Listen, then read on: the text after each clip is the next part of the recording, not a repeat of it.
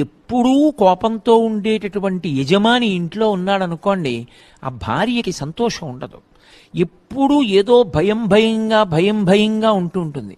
ఎక్కడ ఏ పొరపాటు దొల్లుతుందో, ఏ చిన్న తప్పు జరుగుతుందో, ఆ చిన్న తప్పుకు ఆయన ఎంత కేకలేసేస్తాడో, ఎంత క్రోధానికి వశపడిపోతాడో మీరు చూడండి.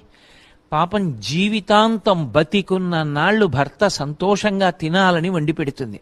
ఏదో ఒక్కరోజు ఆవిడ మనిషే, ఎక్కడో చిన్న పొరపాటు జరిగి కాస్త ఉప్పు తక్కువో ఎక్కువో అవుతుంది.